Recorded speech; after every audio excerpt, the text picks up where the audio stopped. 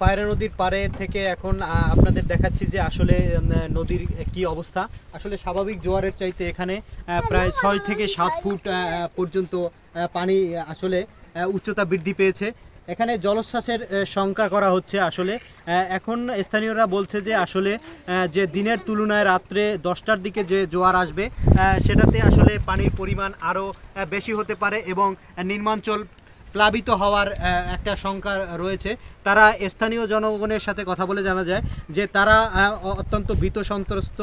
এর আগেও তারা সিডর, আয়লা এবং আমফান এর সেজন্য তারা আশঙ্কা করছে যে এই ঘূর্ণিঝড় রিমাল এটার যে একটা যে ক্ষতিকর দিক এবং এটার যে জলের যে আপনার এখন যে পরিমাণ গতি রয়েছে রাত্রের জোয়ারে তার চাইতে অনেক বেশি আপনার পানি হতে পারে এবং জলোচ্ছ্বাস হয়ে নিম্নাঞ্চল প্লাবিত হতে পারে এমন একটি শঙ্কা তারা করছেন।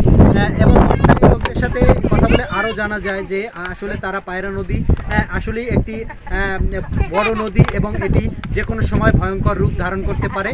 সেই আশঙ্কা থেকে তারা বলতেছেন যে আসলে রাতে যদি 12টা থেকে 3টার মধ্যে ঘূর্ণিঝড় রেমাল উপকূল অতিক্রম করে সেক্ষেত্রে ব্যাপক ক্ষয়ক্ষতির কথা তারা মাথায় রেখে তারা আশ্রয় কেন্দ্রে যাচ্ছেন এবং অনেকে আশ্রয় কেন্দ্রে যেতে তারা দ্বিধাবোধ করতেছেন যে যাবেন কি যাবেন না, তেমন কোনো সুষ্ঠু ধারণা বা সঠিক ধারণা তাদের মাঝে আসলে নেই। এখানকার যে নির্বাচনী যে জনপ্রতিনিধি আছেন তারা আসলে তেমন কোনো পদক্ষেপ নিয়েছেন বলে আমাদের কাছে তেমন কোনো কিছু পরিলক্ষিত হয়নি।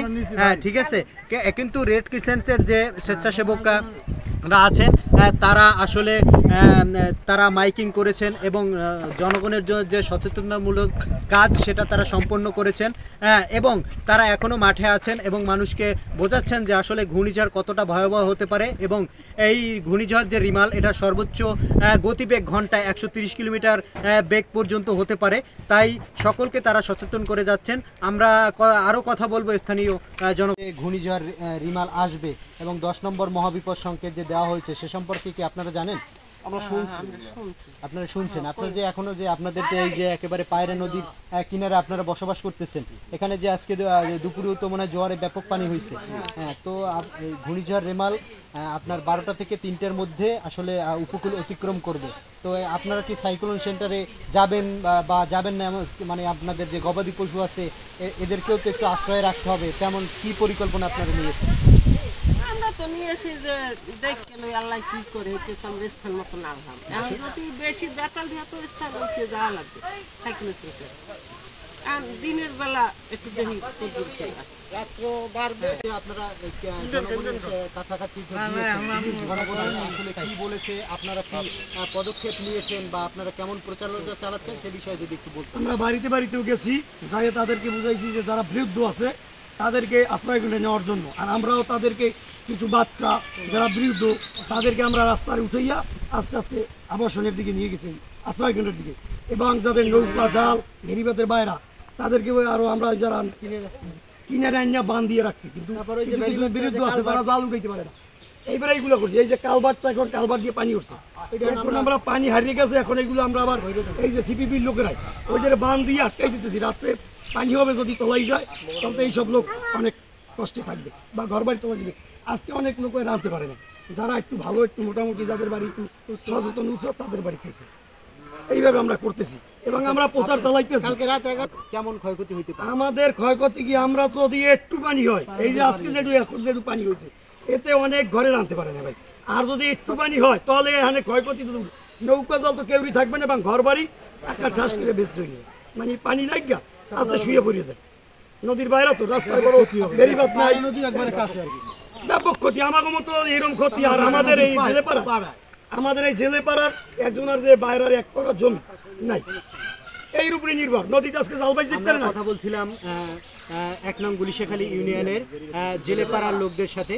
তারা বলতে এখানের যে চিপিপির যে সদস্যরা আছে, স্বেচ্ছাসেবক আছে, তারা বলছিলেন যে তারা আসলে গতকালকে রাত্র থেকেই তারা ব্যাপক প্রচারণা চালাচ্ছেন এবং মানুষের বাড়ি বাড়ি গিয়ে তাদেরকে সচেতন করছেন, তাদেরকে আশ্রয় কেন্দ্রে যাওয়ার কথা বলছেন।